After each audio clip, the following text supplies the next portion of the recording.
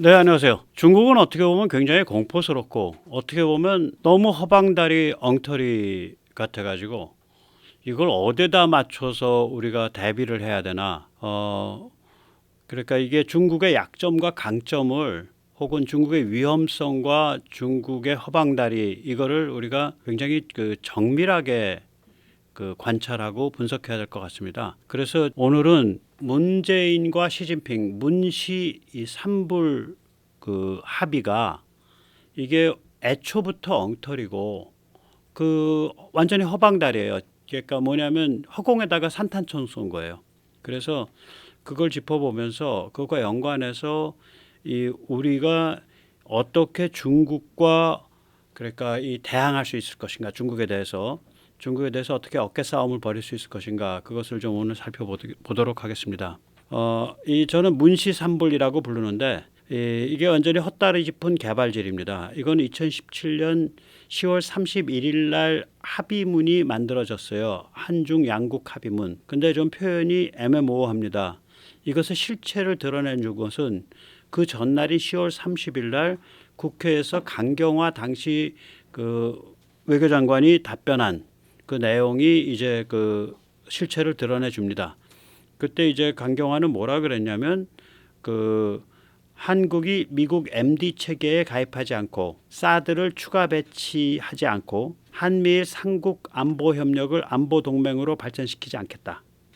그래서 이거는 정확히 이제 정리를 하면 중화인민공화국의 허락 없이 미국 MD 체제 가입 불가, 중화인민공화국의 허락 없이 사드 추가 배치 불가, 중화인민공화국의 허락 없이 한미일 군사동맹 불가. 그러니까 중국한테 주권을 상납한 거고 이렇게 시진핑한테 한상 근사하게 바쳐가지고 그로부터 한 달인가 두 달 있다가 시진핑이 한국 방문을 하죠. 저는 시진핑이 이번에 에이펙 정상회담 때 한국 방문 안 한다고 봅니다. 그 인종이 그런 인종이 아니에요. 그 아재가. 예. 이 세 가지 저기 이제 MD 체제 가입 불가, 그 다음에 사드 추가 배치 불가, 그 다음에 한미일 삼국 안보 동맹 불가, 이게 다 뭐라 그럴까 공중에 대고 산탄총을 쏜 거예요. 처음부터. 일단 그러니까 완전히 허방다리 짚은 거죠. MD 체제 가입 이건 한국이 이 길로 안 갔거든요. 그러니까 한국의 그동안의 일관된 입장은 뭐냐면 함께 또 따로, 그러니까 와우, 그러니까 with or without 자주국방 원칙에 따라 한국 자체의 미사일 방어 체제 KAMD를 개발한다. 이것이 한국의 그동안 쭉 견지해온 입장이고, 이것에 대해서 미국은 윤석열 정부 이전까지는 굉장히 부정적이었어요. KAMD에 대해서 부정적이고 또 한국이 미국 MD에 가입하기를 원했어요. 일본이 미국 MD에 가입한 상태거든요. 왜 그러냐면 일본의 MD 체제는 록히드 마틴의 이지스를 씁니다. 그래서 일본의 구축함에 이지스 요격 시스템이 다 들어있고요. 그 다음에 일본의 육상에서는 이거를 육상형으로 바꾼 이지스 어쇼어를 씁니다. 즉 일본은 미국 MD에 완전히 가입돼 있는 그런 상태예요. 그래서 이제 당시에 삼부를 할 때 중국의 예측은, 시진핑의 예측은 이거죠. 야, 한국이 뭐 MD 제대로 개발하겠냐? 또 한국의 MD 개발하도록 미국이 내버려 두겠냐? 결국 미국 MD 쓰려고 할 거야. 중국은 그렇게 허방다리를 짚은 거예요. 그 다음에 문재인도 허방다리를 짚은 거예요. KAMD 뭐 우리 좌파들이 계속해서 뒷다리 잡고서 개발 못하게 이것저것 시비 걸면 되지, 이렇게 생각했을 거라고 전 추정을 합니다.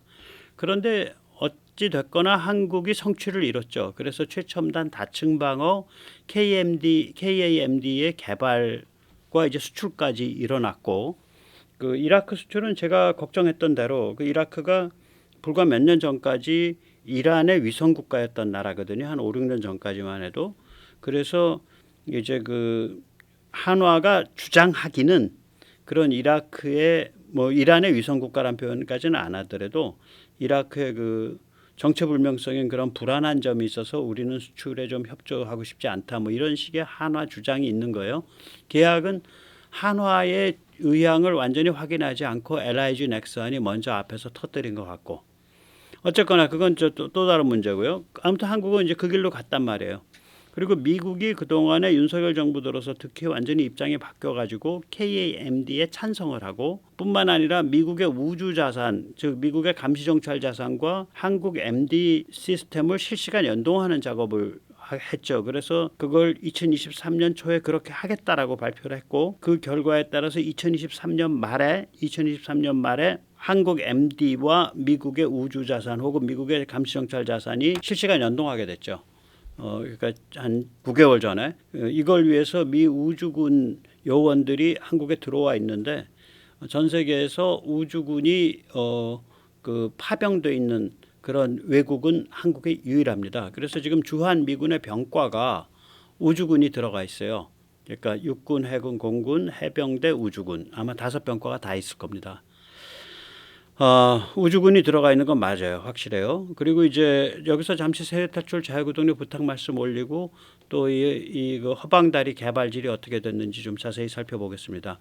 아시다시피 세계탈출은 광고가 잘 붙지 않습니다. 예, 붙더라도 천천히 붙는 경향이 있습니다. 도와주시면 보다 좋은 컨텐츠로 찾아뵙는데 커다란 힘이 되겠습니다. 감사합니다. 여기서 이제 잠깐 벤발로 빼면 우리가 왜 KAMD의 진심인 까닭이 있어요. 예. 우선 미국의 MD 시스템이 너무 비싸죠. 우리보다 한 그 3배 비싼 것 같아요. 그다음에 두 번째로는 미국의 MD 시스템이 150km 이하의 비교적 낮은 고도에 관해서 결국 미국 그 요격 시스템이 2개잖아요. 그러니까 페이트리어트하고 사드하고 나쌈 뭐 이런 것들은 그 항공기 요격용이죠. 그리고 그런데 이제 한국의 사정은 일단 낮은 고도, 납작탄도에 특화되어 다층 방어를 해야 돼요. 이 납작탄도 이걸 depressed 혹은 suppressed trajectory 혹은 depressed trajectory라 그러는데 그 사거리 그러니까 이 거리 그러니까 전략적 깊이 strategic depth라 그러죠. 이게 짧으니까 이 탄도를 납작하게 깔아갖고 쏘거든요. 그리고 그래서 이거를 한국 같으면은 납작탄도에 특화해서 뭐 100km, 150km 이하에 특화해서 이걸 중중히 깔아야 되는데 미국이 2개밖에 없고 그것도 뭐 굉장히 비싸고 그러니까 한국은 자체 개발할 욕구가 강한 거죠. 그래서 지금 한국의 목표는 배 또 변형해서 실는 거 빼고 육상 발사 기준으로만 해도 5레이어인 걸로 이제 확실해지고 있죠. 제일 아래가 LAMD입니다. 그러니까 대규격 로켓포를 바짝 눕혀 갖고 쏘는 거. 그거를 요격하는 거죠. 그건 굉장히 낮은 고도에서 요격합니다. 뭐 10km, 5,000m, 10,000m 그런 고도일 거예요. 이게 고도가. 그다음에 이제 천공2 그게 한 20km. 그다음에 천공3 이게 한 4, 50km. 그다음에 LSM 이게 한 6, 70km. LSM1이. 그다음에 LSM2 이건 뭐 한 150km까지 올라가는 이렇게 해서 5개로 이걸 요격을 하는데 이거는 지상 발사만이지 이걸 가지고 또 해상 발사형으로 변주할 수 있잖아요. 그래서 한국형 이지스, K-이지스를 완성할 수가 있거든요. 이지스는 참고로 록히드 마틴의 함정에서 운영하는 미사일 요격 시스템의 브랜드 네임입니다. 이지스는. 예, 그래서 한국은 이 방향으로 이제 진심으로 달려온 거죠. 그리고 이제 성공을 해가고 있죠. 이 방향에서. 예. 그리고 거기 보면 이제 사드 추가 배치 반대한다 그러는데 이건 당연히 우리는 안 하게 되죠. 한국은 미국 사드 추가 배치가 아니라 KAMD의 진심이고, LSM1과 LSM2를 동시에 운영하게 되면 이건 사드를 훨씬 넘어서는 그 기능을 가지게 되거든요. 그래서 이게 뭐 우리가 장난이 아닌 거죠. 그래서 이거는 앞에서 이제 그 3불에서 제가 허방다리 짚었다는 거 우선 첫째, 미국 ND 시스템에 들어가지 마라. 뭐 들어갈 생각도 없는데 들어가지 말라고 못을 박은 거예요. 공중에다가 산탄총 쏜 거죠.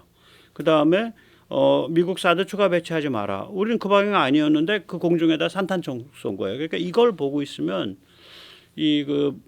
한편으로는 시진핑이 대표하는 중국 공산당 인민해방군이 굉장히 안이한 판단을 하고 있다.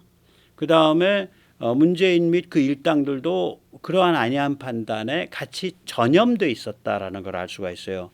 이제 마지막 그 3불의 마지막, 그러니까 한미일 3국 안보 체제를 만들지 마라. 그것도 이제 웃기는 소리인데 이 언론에서 이제 동아시아 나토가 뭐 만들어진다 이렇게 운운하는 게 이게 헛소리다. 그 말도 안 되는 소리다라고 제가 여러 번 말씀드렸잖아요. 그 오늘 다시 한번 좀 더 자세히 설명을 드리겠습니다. 일단 한미일 3국 안보 동맹은 처음부터 불가능하고 만들어질 필요도 없습니다. 안보 동맹이라는 건 뭐냐면은 상호방위 조약이거든요. 그건 불가능해요. 나토가 상호방위잖아요. 블록방위 아니에요. 상호 블록방위. 불가능합니다. 일본이 할 수 있는 건 뭐냐면 한반도 컨틴전스에 대해서 첫째 미군 유엔군 기지를 제공을 하고 그 다음에 자기들이 제공한 그 기지에 대해서 보호하고 그 다음에 해상 루트 확보 작전을 바다에서 같이 펼치고 딱 여기까지예요. 그리고 여기까지 하면 충분합니다. 그 이야기를 좀 더 자세히 살펴보도록 하겠습니다. 일단 일본은 이 상호방위 성격의 군사동맹을 할 수 있는 자격이 결여된 나라입니다. 일본은 다른 나라를 위해서 전쟁할 자격이 없어요. 헌법 구조상. 그리고 그 헌법은 일본의 그 의회가 두 개잖아요. 뭐 참의원, 중의원 그렇게 돼 있을 거예요. 둘 다 3분의 1을 해야 되고 그 다음에 또 국민투표해야 돼요. 그러니까 그리고 일본 그 자민당도 대다수는 또 일본 국민들은 그 기본적으로 이게 국방력, 군사력을 멀리 투사하는 것에 대해서 염증을 내요. 두려움을 갖고 있어요. 원초적인 두려움을 갖고 있어요. 그걸 뭐 반일 죽창가 부르는 사람들은 일본의 극히 일부를 형성하고 있는 철딱선이 없는 그 전투적 우파 혹은 배회주의적 우파의 망동을 보고서 그런 걸 막 그게 일본의 전체인 듯 표현하는데 절대 그렇지 않습니다. 일본의 메인스트림은 국민 여론의 메인스트림이나 밑에 깔려 있는 정치 문화의 메인스트림은 굉장히 소극적이에요. 그 뭐 일본 왔다 갔다 하시고 일본 깊게 관찰하신 분들은 잘 알 거예요, 전부 다. 그래서 그런 의미에서 헌법이 고쳐질 수가 없고 이것은 이 영역에 관해서는 그래서 다른 나라를 위해 전쟁할 자격이 애초에 없는 나라입니다. 그러니까 군사동맹 상호방위가 불가능하죠. 미일 동맹이라고 흔히 이제 하죠. 네, U.S.-Japan Alliance 뭐 이런 얘기를 하는데 이거 역시 가만히 보면 엄격한 의미에서 동맹이 아니에요. 이게 상호방위가 아니거든요. 이건 뭐냐면 일본은 미국에 기지를 제공하고 미국은 일본에 보호를 제공한다. 그러니까 기지 제공과 보호 제공을 서로 맞바꾼 교환 동맹입니다. 이게. 그래서 명칭도 미일 상호방위 조약. 그러니까 우리 한미 동맹은 이름이 한미 상호방위 조약이잖아요. 미일 쪽은 그런 게 아니에요. 이름이 미일 안보 조약, Security Treaty예요. 그 정식 명칭이. 그리고 거기에 보면 그 명백하게 주일 미군 기지는 일본뿐 아니라 극동 안보를 위해 사용된다라고 돼 있어요. 6조인데요. 일본 안보 및 극동 지역의 국제 평화와 안보를 위해 일본은 미국에게 육해공 기지를 제공한다. 이렇게 돼 있습니다. 그러니까 기지 제공이에요. 기본적으로. 그리고 일본은 남의 나라를 위해서 싸워줄 수 있는 그런 국가가 아니에요. 그 자격이 없어요. 그러니까 상호방위를 못해요. 그러니까 이거는 블록 동맹도 안 되고요. 상호방위 동맹도 안 되는 거예요. 예, 엄격한 의미에서의 동맹이 아니에요. 일본은. 그리고 이제 우리가 뭘 생각해야 되냐면 주일 미군 기지는 뭐 좀 생각을 해보면 이건 주한 미군 기지의 연장이에요. 예, 23개 정도 있는데 그중에 제일 유명한 것만 몇 개 말씀드릴게요. 가데나 오키나와에 있는 거 태평양 최대의 미 공군 기지입니다. 어마무시합니다. 이게 패전국으로서 점령을 했기 때문에 미국이 그냥 자기 마음대로 그냥 그림 그려가지고 그냥 큼직큼직하게 이 기지를 놨어요. 그래서 오키나와 기지가 엄청 큽니다. 이거. 그리고 여기에 있는 그 전투 비행단 이걸 이제 윙이라 그러죠.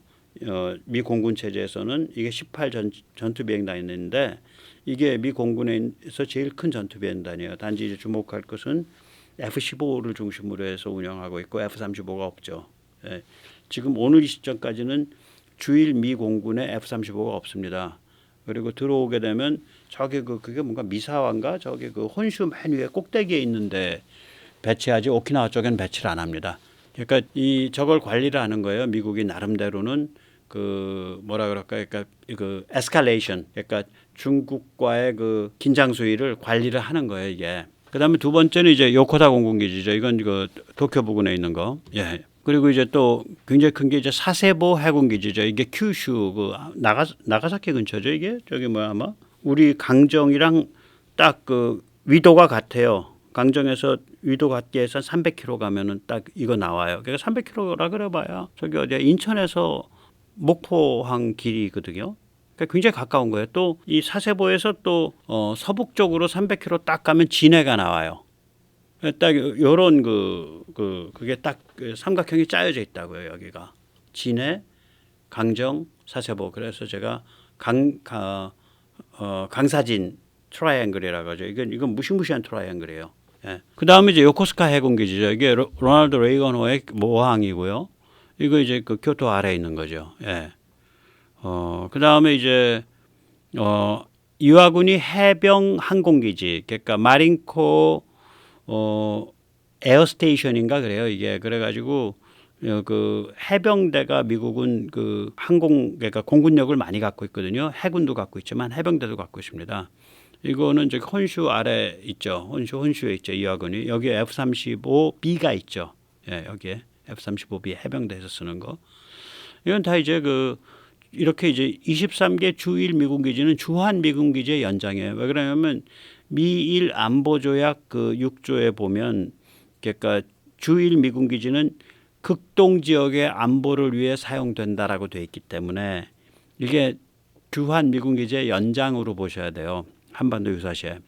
그리고 이제 그 6조에 대해서 일본이 좀 저거를 좀 자존심을 좀 세우려고 이제 뭐라 그러나 부관이라 그러나 양해 사항이라 그럴 거예요. 언더스탠딩. 그러니까 조약에 나타나지 않는 그러니까 외교부 사이의 그런 논의에서 주일 미군 기지를 일본 안보가 아닌 그냥 영내 안보를 위해서 사용하고자 할 때 일본과 합의가 아니라 협의를 해야 된다라고 그 언더스탠딩이 있는데 그 언더스탠딩의 또 다른 데서는 한국을 위해서 사용할 때는 한반도 유사시를 위해서 사용할 때는 그러한 협의조차 필요 없다 이렇게 돼 있어요. 그러니까 이건 주한 미군 기지의 연장이라고요. 그래서 우리가 일본을 잘 끌고 가야 돼요. 이런 유사시에 얼마나 원활하게 일본이 기지 사용에 협조하냐. 뭐 물건도 계속 돼야 되고 이러니까 이런 문제가 있기 때문에 일본과의 관계를 돈독해 놓는 게 우리 안보에 100% 유리합니다. 여기서 이제 보면 그 주일 미군 기지는 동시에 유엔군 사령부 몸통, 그러니까 이걸 UNC 리어라 그럽니다. 그러니까 후방 유엔군 사령부 후방. 말이 후방이지 이게 몸통이에요. 그거 역할을 해요. 이 주일 미군 기지가. 그래서 7개 주요 기지가 그렇습니다. 그래서 여기 이제 노란색으로 돼 있는 거는 주요 기지 중에서도 정말 중요한 최특급 기지들이거든요. 아까도 보셨지만 요코다 공군기지, 요코스카 해군기지, 초특급 기지죠. 사세보 해군기지 초특급이죠. 오키나와 가데나 공군기지 초특급이에요. 그다음에 오키나와 후텐마 해병 항공기지 MCAS 그리고 이 자마 육군기지 캠프 자마 예. 그다음에 오키나와 우루마 해군기지 그렇게 해서 7개 기지가 이 유엔군 사령부 후방기지로 지정돼 있어요.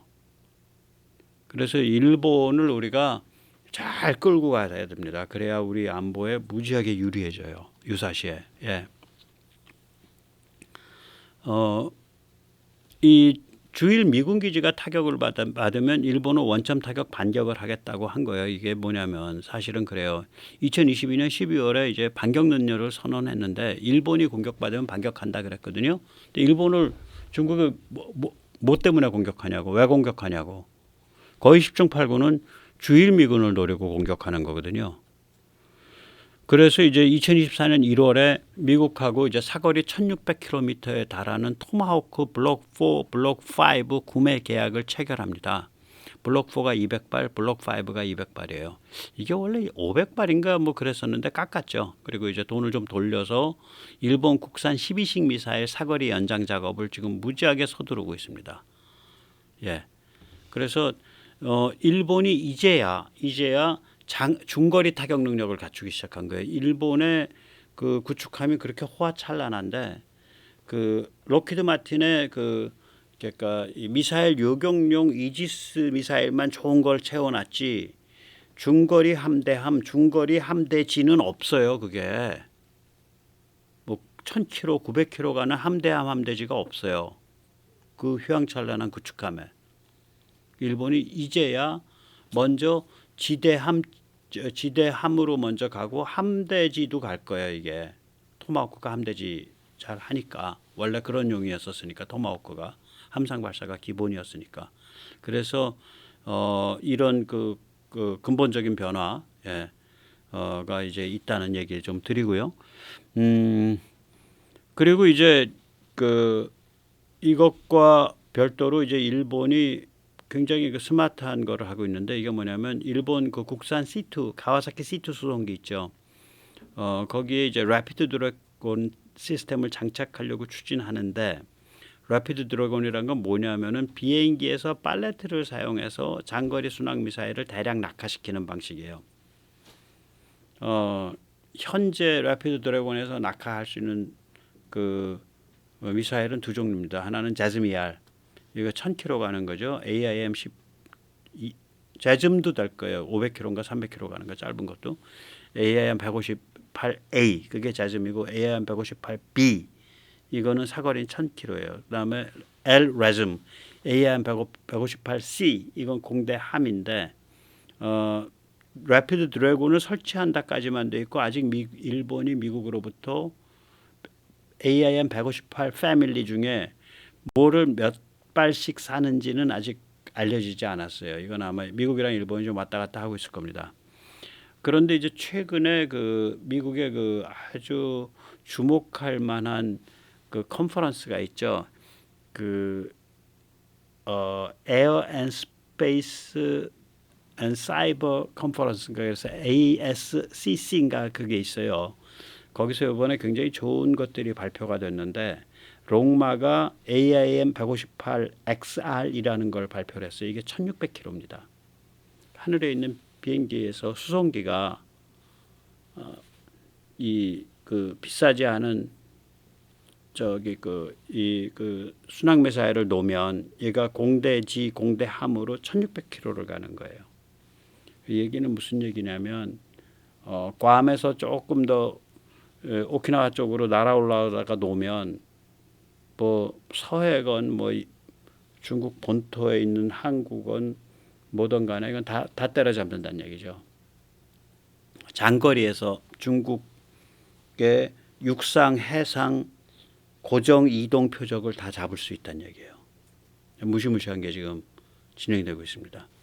또 최근 엔드릴 이게 이 회사는 제가 한번 따로 나중에 다룰 겁니다. 다른 이유가 있어서 엔드릴이 발표한 이것도 마찬가지로 ASCC에서 발표했어요. 최근에 거기서 발표한 바라쿠다 미사일은 이게 드론 성격과 미사일 성격을 같이 갖고 있는데 굉장히 싸게 대량 생산할 수 있도록 디자인되어 있어요. 그래서 훨씬 작고 저렴하고 대량 생산이 가능한 그런 종류인데 세 종류 발표했는데 그 중에 제일 큰 놈이 최대 사거리가 500km나 나와요. 이것도 바로 이런 이 용도로 쓰려고 하고 있는 거예요. 라피드 드래곤 같이 잔뜩 들고 올라가서 그냥 풀어버리는 거예요. 그래서 일본이 이런 것들을 실제로 검토하고 준비하고 있습니다. 그래서 이제 말하자면은 이런 움직임은 한미일 삼국 동맹과 상관이 없이 미일 그 동맹 사이에서 벌어지고 있는 일들이거든요.